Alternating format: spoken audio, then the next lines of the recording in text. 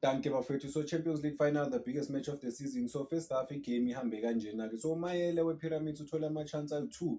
Ngabe ushaye 2 goals for i-Pyramids, but-ke akazange uwashaya. So iMamelodi Sundowns going forward, no-Rainers watholile ama-chance awu-2. Khona leli save goalkeeper and then khona leli lekhona bekumele lihede but kwahluleka ukuheada ibhola yabo. Asazi ukuthi kwenzakaleni lapha. But-ke mawubheka igame overall, Mamelodi Sundowns ngathi ayikho comfortable, ayidlali njenge-team ese-home, iyayiyeka i-Pyramids. So i-Pyramids bengicabanga ukuthi izoza kule game ne-defend, but guess what?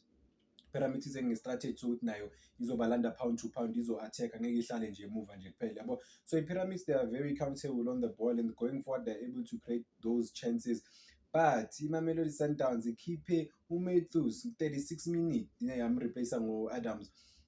Okuvezayo ngempela ukuthi iMamelodi Sundowns ayikho comfortable to this game. Iyabona ukuthi eshe igame ayikho ku-favor yayo because iPyramids, iMamelodi Sundowns ishake there lapho nalapho. So bekumele vele bashaye i-replacement ukumake sure ukuthi bayi-container le team lena ukuthi ingakori. iMamelodi Sundowns sonke besibheka ukuthi like second half they will be dominating, kuzobonakala ukuthi ngempela bayafuna ukulokhunjana ukukora nanokuya like ku-second half maybe ba-leader. But mawubheka igame model yayo naleyo abadlala ngakhona i-first half, I don't think baya-deserve ukuthi ba-lead vele yabo. So igame i-right the way engakhona. Sobona second half ukuthi ama-team azosiphathelani, but-ke njengoba kudlalwa nje kanje 50-50, yonke i-team ingakwazi ukuwina le game. uMayela u-dangerous, sekazi-create-ela ama-opportunities, ama-run wakhe uyawathayima, kube nama-offside lapho nalapho, but-ke uyakwazi ukuwathayima. Ube nama-offside ayi-2 laphana yabo.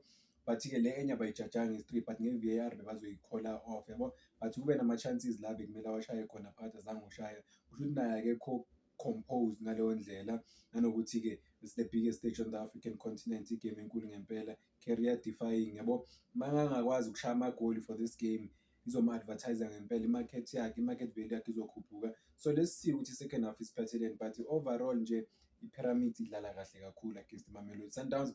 iMamelodi Sundowns, they're not too comfortable, ababonakali njenge-team ese-home. But-ke no-Ribeiro, the biggest star seMamelodi Sundowns, akusulo Ribeiro lesimbona ku-PSL comfortable lapha, akaka-create ama-opportunities at all. uRainers umuntu esimbonayo uyakwazi ukulibamba ibhola liholde, adlalisa ama-player wakhe.